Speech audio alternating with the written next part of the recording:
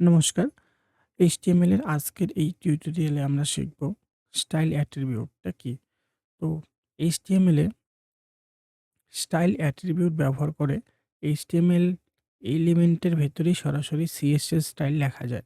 CSS CSS এর full form হচ্ছে cascading style sheet. যে আমরা যখন একটা ওয়েব পেজ তৈরি করি, আমরা যে শুধু HTML এর মধ্যে কোড লিখি সেটা না। HTML এর পাশাপাশি আমাদেরকে CSS এর মধ্যেও কোড লিখতে হয়।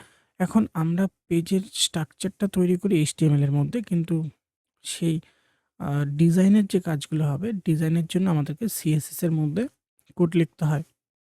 এখন আমরা CSS এর মধ্যে কোড লেখার ২ টো নিয়ম আছে। একটা হচ্ছে ইনলাইন। ইনলাইন বলতে HTML এ এলিমেন্টস এর মধ্যেই আমরা CSS টাকে ব্যবহার করতে পারি, অথবা আলাদা CSS একটা ফাইল তৈরি করে আমরা HTML টাকে লিঙ্ক করে তার মধ্যে গিয়ে কোডটা লিখতে পারি। তো এখানে আজকের ভিডিওতে আমরা HTML যে এলিমেন্টস আছে, এলিমেন্টস এর মধ্যেই CSS স্টাইলটাকে ব্যবহার করব। তো আলাদা CSS ফাইল বা স্টাইল ট্যাগ ছাড়াই ডিজাইন করা যায়। তো বেসিক এখানে সেন্টেন্সটা হচ্ছে এটা কিভাবে ব্যবহার করতে হয়। তো সবার শুরুতে আমাদেরকে ট্যাগটা ইউজ করতে হবে। HTML এর যে ট্যাগগুলো হয়, যেরকম প্যারাগ্রাফ হয়ে গেল, হেডার ট্যাগ হয়ে গেল। তারপর এখানে স্টাইল, তারপর এখানে প্রপার্টিজ, তারপর ভ্যালু হবে। তো এখানে কিছু CSS এর মধ্যে কিছু আ মোস্ট ইউজ যে প্রপার্টিজ গুলো আছে, যেরকম কালার। কালার হচ্ছে টেক্সট কালার। যে আমরা যদি কোনো টেক্সটের কালার চেঞ্জ করতে যাই, তাহলে আমাদেরকে কালার প্রপার্টিজটা ব্যবহার করতে হবে। ব্যাকগ্রাউন্ড কালার, যদি পেজের ব্যাকগ্রাউন্ড কালার চেঞ্জ করতে হয়, তাহলে ব্যাকগ্রাউন্ড কালার প্রপার্টিটা আমাদেরকে ব্যবহার করতে হবে। ফন্ট সাইজ মানে টেক্সটের সাইজ। যদি টেক্সটের সাইজটাকে বড় করতে হয়, তাহলে ফন্ট সাইজ প্রপার্টিজ ব্যবহার করতে হবে। ফন্ট ফ্যামিলি, যদি ফন্ট স্টাইল চেঞ্জ করতে হয়, তাহলে ফন্ট ফ্যামিলি প্রপার্টিজটা ব্যবহার করতে হয়। টেক্সট অ্যালাইন মানে অ্যালাইনমেন্টটা, যে আমার পেজের মধ্যে লেখাটা কোন সাইড থেকে আসবে, লেফট সাইড থেকে আসবে, রাইট থেকে আসবে, সেন্টার থেকে আসবে। মানে টেক্সটের পজিশনটা সেট করার জন্য টেক্সট অ্যালাইনটা আমাদেরকে ব্যবহার করতে হয়। তো এছাড়া আরো অনেক প্রপার্টিজ আছে। তো এগুলো হচ্ছে মোস্ট সিএসএস এর ইউজফুল প্রপার্টিজ। তো এখানে বেসিক, যেরকম ফার্স্ট এখানে এক্সাম্পল আছে টেক্সটের কালার চেঞ্জ। তো টেক্সটের কালার চেঞ্জ করার জন্য আমাদেরকে এই পুরো লাইনটা লিখতে হবে। তো এখানে সবার শুরুতে আমরা প্যারাগ্রাফ ট্যাগটাকে ইউজ করব। পি মানে প্যারাগ্রাফ। তারপরে এখানে স্টাইল। তো লেখার কালার মানে টেক্সটের কালার চেঞ্জ করার জন্য কালার প্রপার্টিজ ইউজ করতে হয়। কালার কি হবে? Red colour. তারপর ট্যাগ ক্লোজ করতে হবে, কারণ এখানে স্টার্ট করেছি, এখানে ক্লোজ করলাম। এরপর যে টেক্সটটা কালার হবে সেই টেক্সটটা এখানে টাইপ করতে হবে। তারপর সবার শেষে পিটাকে বন্ধ করতে হবে। তো এখানে সবার শুরুতে পি ট্যাগটাকে প্যারাগ্রাফটাকে ইউজ করলাম। তারপর এখানে লিখতে হবে স্টাইল। Style equal. এখন ডাবল কোটেশনের মধ্যে হবে কালার। Colour colon. কি কালার হবে? রেড কালার হবে।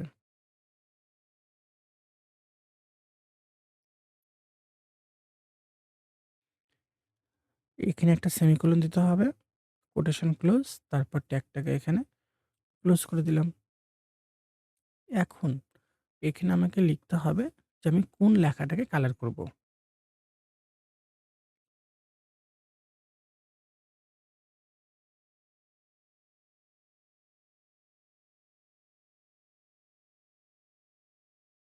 তো এখানে হ্যালো ওয়ার্ল্ড লেখাটা চলে আসলো রেড কালারে। আমি যদি এখানে কালারটাকে চেঞ্জ করে দিই, রেড কালার ব্যবহার না করে অন্য কোনো কালার নিয়ে নিই এইভাবে,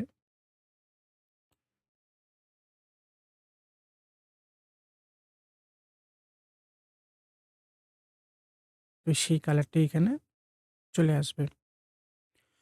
তো নরমালি লেখার কালার চেঞ্জ করতে গেলে আমরা এইভাবে লেখার কালার চেঞ্জ করতে পারি। তো সবার শুরুতে প্যারাগ্রাফ স্টাইলটা একটা ইউজ করলাম।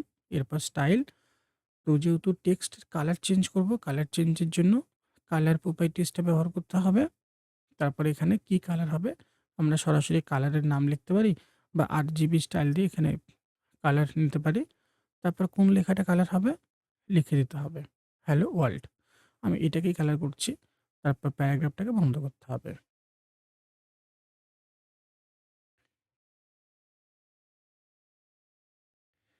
এখন নেক্সট যে প্রপার্টিসটা ব্যবহার করব সেটা হচ্ছে ফন্ট স্টাইল। যে লেখার সাইজটাকে কিভাবে বড় করতে হয়। তো লেখার সাইজ বড় করার জন্য সবার শুরুতে এখানে আমি H1 ট্যাগটা ইউজ করলাম।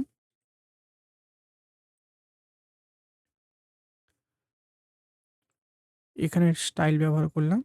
তো লেখার স্টাইল মানে লেখার সাইজটা বাড়ানোর জন্য আমাদেরকে কি ব্যবহার করতে হয়? Font size. তো লিখতে হবে ফন্ট সাইজ।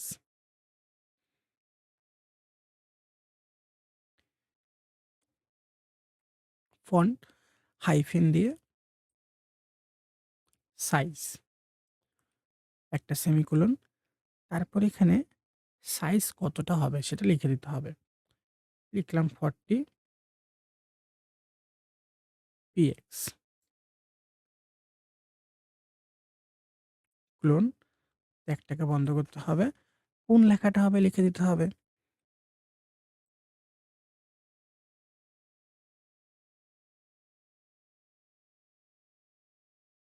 তো আমি যদি দেখি এখানে হ্যালো ওয়ার্ল্ড লেখাটা অনেকটা বড় হয়ে আসলো পেজের মধ্যে। তো এখানে আমি সাইজটা যতটা লিখব, লেখাটা ততটাই আসবে। আমি যদি 40 র জায়গায় 60 করে দেই, তাহলে লেখাটা আরো বড় হয়ে গেল।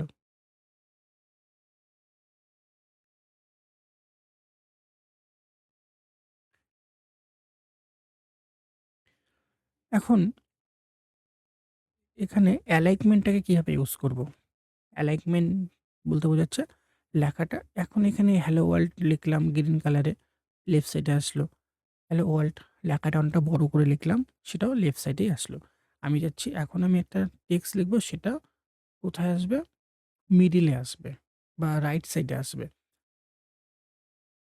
তো এর জন্য কোনো কিছু লেখার জন্য প্যারাগ্রাফ স্টাইলটা ব্যবহার করতে হয়। আবার লিখলাম পি স্টাইল ইকুয়াল অন এখানটা কি আমি লেখার পজিশনটাকে চেঞ্জ করব। তো লিখতে হবে font align.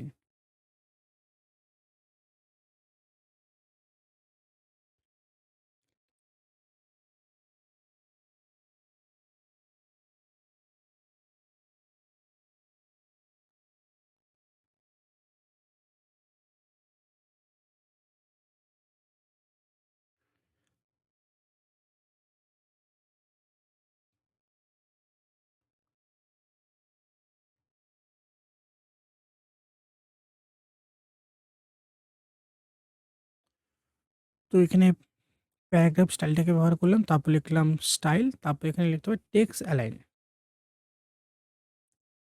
Text align. Centre মানে লেখাটা মিডল থেকে আসবে। ট্যাগটাকে বন্ধ করে দিলাম। কোন লেখাটা লিখে দিতে হবে এখানে।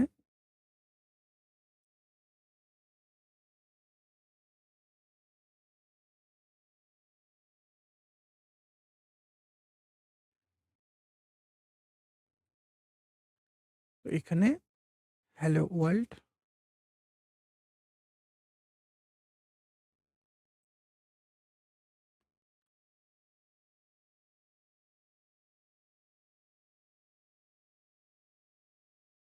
হ্যালো ওয়ার্ল্ড লেখাটা সেন্টার থেকে আসলো। তো আমি যদি এখানে সেন্টারের জায়গায় রাইট লিখি,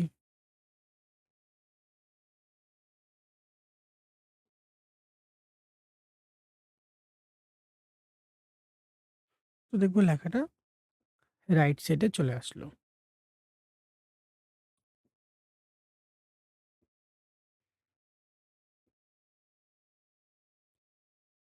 এখন আমি চাচ্ছি এখানটায় একটা লেখা লিখব, যে লেখাটা কালারটা হবে ব্লু।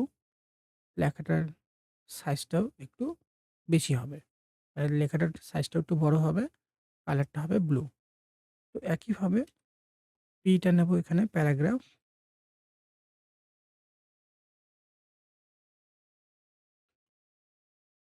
স্টাইল ব্যবহার করলাম এখানে। এখন একসঙ্গে অনেকগুলো প্রপার্টিস এখানে আমাকে ব্যবহার করতে হবে। তো এর জন্য ফার্স্ট আমি ব্যবহার করব কালার। কালার মানে লেখার কালার চেঞ্জ হবে। লিখে দিতে হবে যে লেখার কালারটা কি হবে। লিখলাম ব্লু।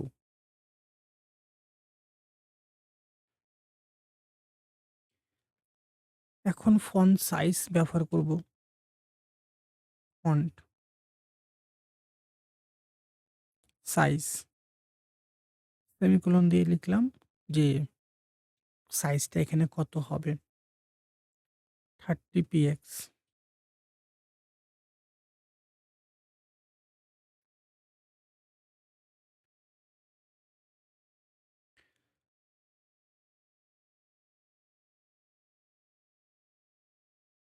ফন্ট উইডথ,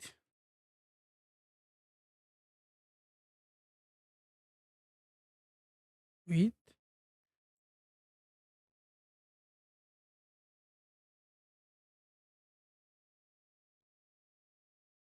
বোল্ড মানে লেখাটা একটু মোটা হবে। তারপর ট্যাগটাকে ক্লোজ করতে হবে। কোন লেখাটা হবে?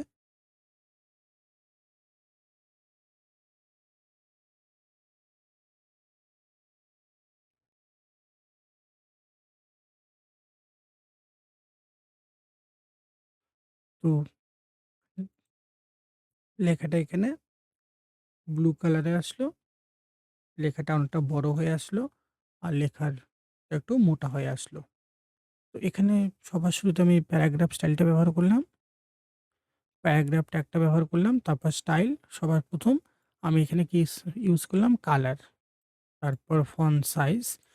এখন এখানে কালারের পর কালারটাকে এখানে লেখার জন্য আমরা সেমিকোলনটা ব্যবহার করছি, কোলন ব্যবহার করছি। এখন এই কমান্ডটা কি আমার এখানে কমপ্লিট হয়ে গেল। এখন পরের কমান্ডটাকে লেখার জন্য এখানে সেমিকোলন। এর মানে কি এই লাইনটা এখানে শেষ হয়ে গেছে। তারপর আমি যেটা লিখবো সেটা নেক্সট লাইন থেকে আসছে। আবার এখানে একটা সেমিকোলন নিলাম মানে কি এই কমান্ডটা এখানে শেষ হয়ে গেল। আবার এখানে এই সেমিকোলন দিয়ে লাইনটাকে শেষ করলাম। আবার পরেরটা আমি লিখে দিলাম এখানে।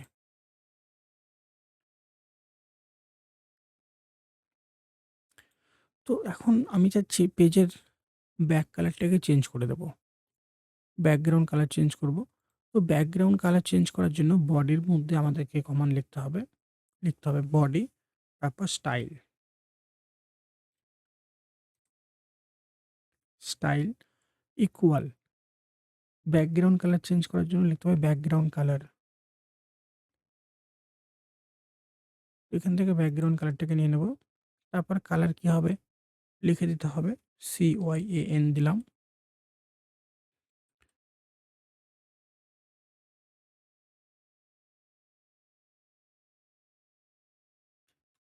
তো যদি দেখি কালারটা চেঞ্জ হয়ে গেল। আমি যদি এখানে এটা না লিখে অন্য কোনো কালার লিখি, লাইট গ্রিন,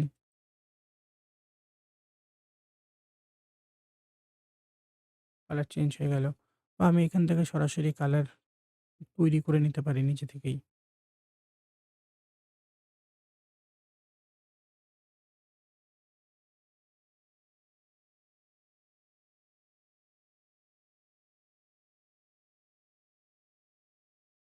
কালার চেঞ্জ হয়ে গেল।